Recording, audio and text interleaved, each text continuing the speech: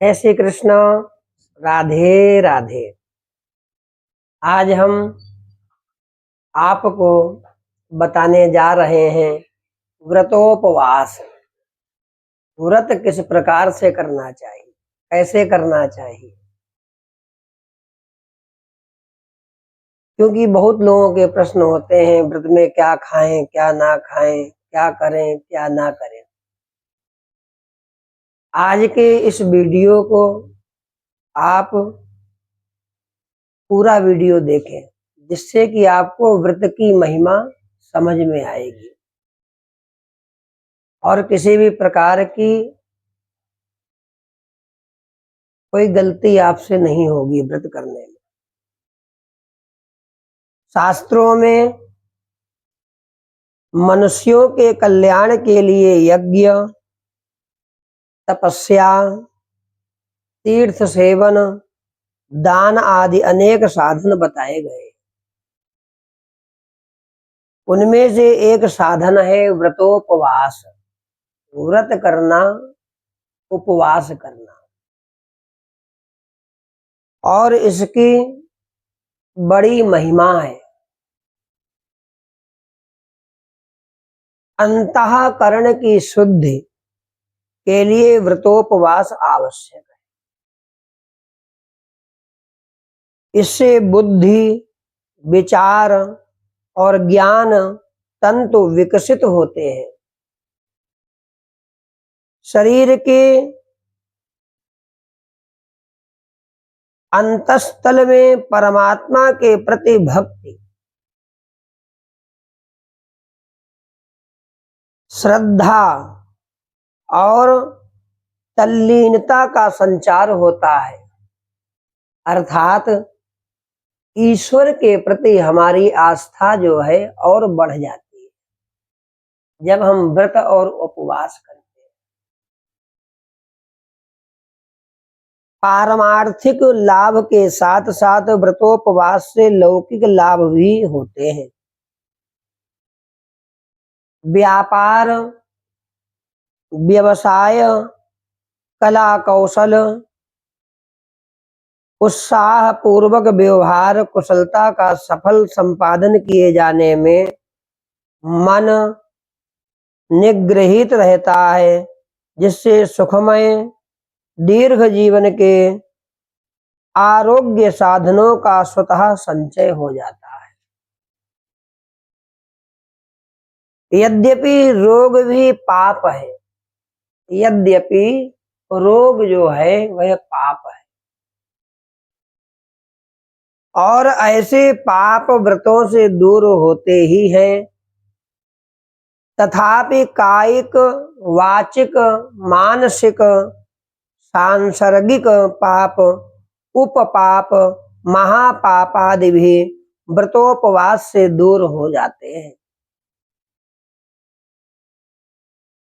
उनके समूल नाश का प्रत्यक्ष प्रमाण यही है कि व्रतारंभ के पूर्व पाप युक्त प्राणियों का मुख हतप्रभ रहता है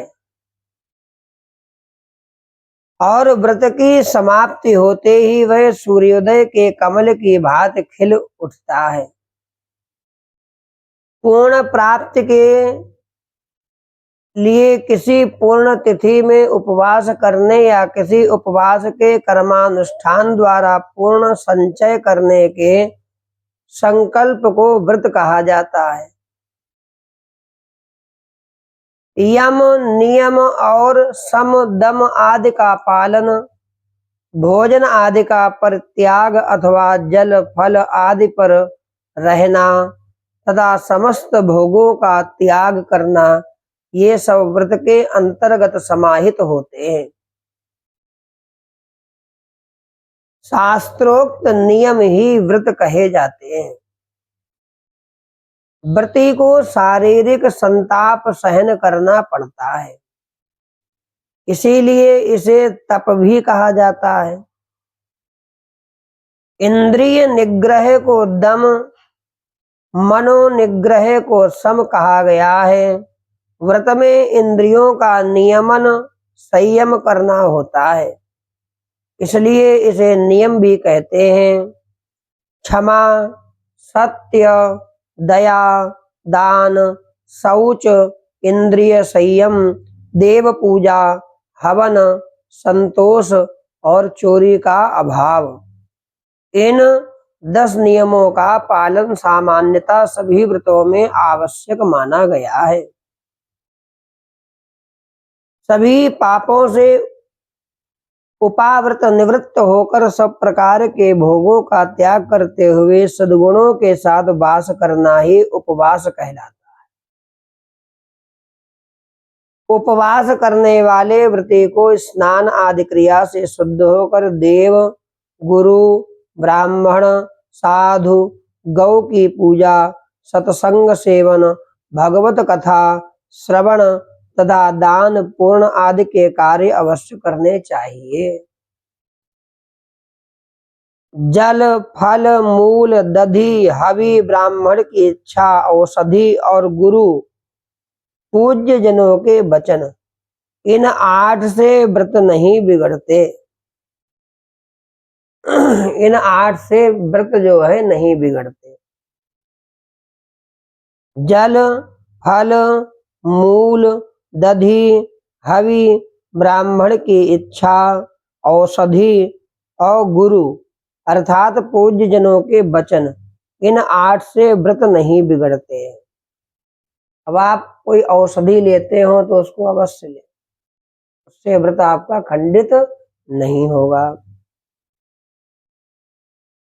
होमा, वशिष्ठ खीर, भिक्षान्न, सत्तू, कड़, यावक, यावक माने जौ, शाक, गोदुग्ध, दही, घी, मूल, आम, अनार, नारंगी, कदली फल आदि खाने योग्य हविष्य हैं। व्रती को तामसी वस्तुओं का सेवन, स्त्री संपर्क तथा अलंकरण एवं श्रृंगार के साधनों से सर्वथा दूर रहना चाहिए। बार बार जल पीने, दिन में शयन करने तथा मैथुनादि सहवास से व्रत दूषित हो जाता है। तात्पर्य यह है कि जैसे भी हो पवित्र रहते हुए अपने संकल्पित व्रत का अनुष्ठान करता रहे, इसी में परम कल्याण छुपा है। शुद्धता का, पवित्रता का विशेष ध्यान देना चाहिए। यथाविधि व्रत करके उसके पूर्ण हो जाने पर उद्यापन करना चाहिए। व्रती को इस बात का ध्यान रखना चाहिए कि व्रतारंभ के बाद यदि क्रोध, लोभ, मोह या आलस्यवश उसे अधूरा छोड़ दे तो 3 दिन अन्न का त्याग कर पुनः व्रतारंभ करना चाहिए। बहुत से लोग आजकल होता है, देखने में आता है, कहीं जाना है दावत में तो कहते हैं इस वाले प्रदोष को हम नहीं करेंगे, इस वाली एकादशी को छोड़ देंगे, इस वाली पूर्णिमा का व्रत नहीं करेंगे, आज हमको दावत में जाना है। परंतु नहीं, ये बिल्कुल गलत है। यह कार्य कभी नहीं करना चाहिए। आपका व्रत है तो आपको व्रत का ही पालन करना चाहिए।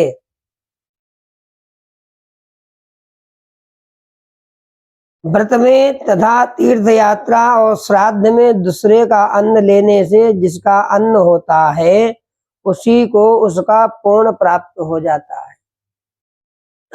इसलिए विचार करना चाहिए कि जिस दिन व्रत हो उस दिन हम कहीं भी आहार ग्रहण ना करें, जल ग्रहण ना करें, नहीं तो हमारे व्रत रहने का महत्व क्या रह जाएगा। क्योंकि जिसके वहां हम अन्न ग्रहण करेंगे, जिसके वहां व्रत वाला भोजन करेंगे, जल ग्रहण करेंगे, जिसके वहां करेंगे उसी को फल प्राप्त हो जाएगा। आपको कोई भी फल प्राप्त होने वाला नहीं है। आपत्ति में अथवा अशक्यता की स्थिति में व्रतादि धर्म कार्य स्वयं ना कर सके तो पति पत्नी पुत्र पुरोहित भाई या मित्र से प्रतिनिधि के रूप में कराया जा सकता है। उपर्युक्त प्रतिनिधि प्राप्त ना हो तो यह कार्य ब्राह्मण द्वारा भी संपन्न हो सकता है। यहाँ पर प्रत्येक मास में किए जाने वाले प्रधान प्रधान व्रतों की एक तालिका भी हम आपको बताने जा रहे हैं कि कौन से महीने में कौन सा व्रत होता है।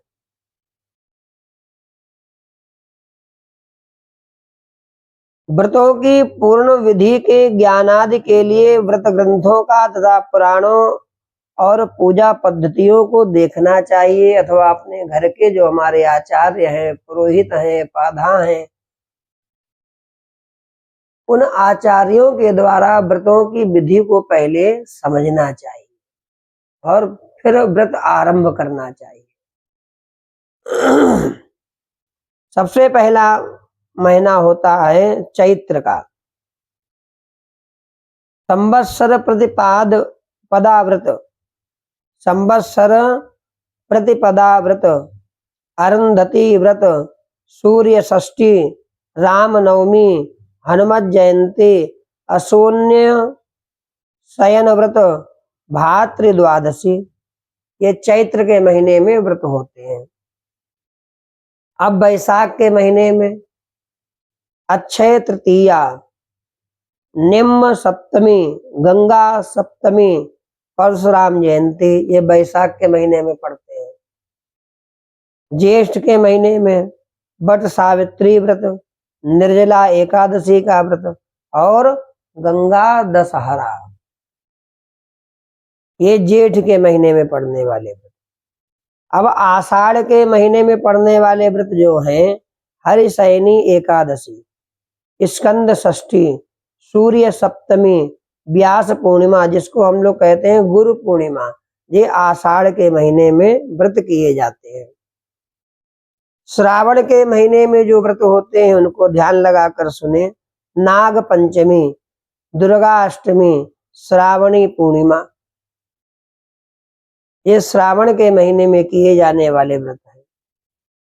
भाद्रपद के महीने में हरितालिका व्रत, गणेश चतुर्थी व्रत, ऋषि पंचमी व्रत, मुक्ताभरण सप्तमी, श्री कृष्ण जन्माष्टमी, वावन द्वादशी, अनंत चतुर्दशी और अगस्त्य व्रत और ऋषि पंचमी का व्रत भी इसी महीने में किया जाता है, भादो के महीने में। आश्विन के महीने में उपांग ललिता व्रत, महालय व्रत, देवी नवरात्र, विजयादशमी और शरद पूर्णिमा का व्रत किया जाता है।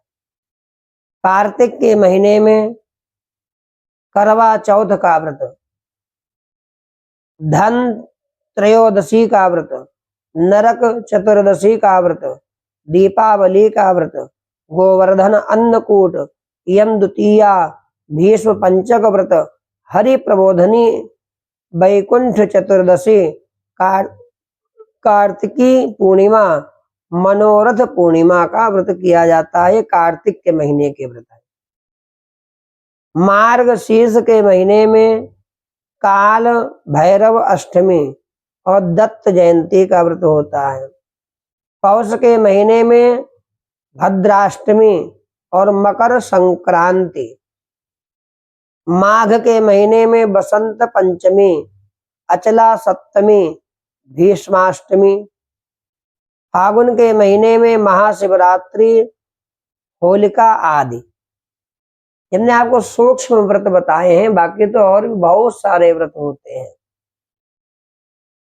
इन सभी व्रतोपवासों में व्यक्ति को सात्विकता का आश्रय कर अपने त्रिविध तापों को दूर करने के लिए, अंतःकरण की शुद्धि के लिए, विशेषतः भगवत प्रीति के लिए ही इनका अनुष्ठान करना चाहिए।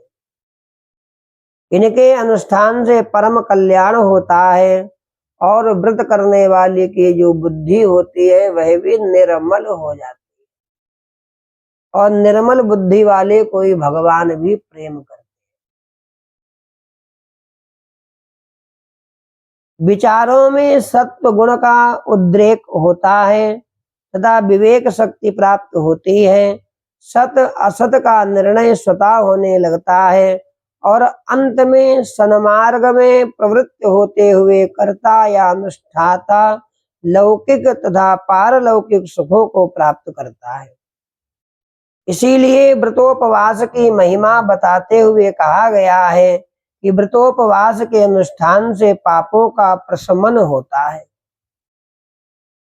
ईप्सित फलों की प्राप्ति होती है, इच्छित फलों की, देवताओं का आश्रय प्राप्त होता है।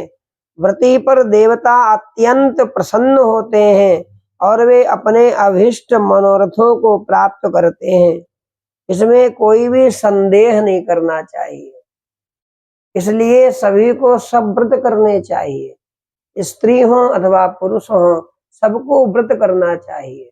व्रत करने से हमारी मन, बुद्धि और वाणी सब पवित्र होने लगता है। जो व्यक्ति निर्दिष्ट विधि से व्रतोपवास का अनुष्ठान करते हैं वे संसार में सभी दुखों से रहित होते हैं और स्वर्ग लोक में ऐश्वर्य का भोग करते हुए देवताओं द्वारा सम्मान भी प्राप्त करते हैं। इसलिए सभी सनातन प्रेमियों को व्रत अवश्य करना चाहिए और व्रत के जो नियम बताए गए हैं उन नियमों का पालन भी अवश्य करना चाहिए। और व्रत के दिन अपने ही घर का अन्न और जल ग्रहण करना चाहिए। कहीं भी अन्न और जल ग्रहण नहीं करना चाहिए जिस दिन आप व्रत हो, और प्रयास करना चाहिए कि व्रत के दिन आप कम से कम कहीं जाएं। जब जाएंगे नहीं तो आपको व्रत के नियम को निभाने में भी आराम मिलेगा। अपने घर में रहें, खूब भगवान का भजन करें, रात्र में भी भगवान का संकीर्तन करें और व्रत के दिन गौ माता का भी पूजन अवश्य करें। ब्राह्मणों के चरणों की सेवा करें, ब्राह्मणों को दान दें और जो निर्धन है,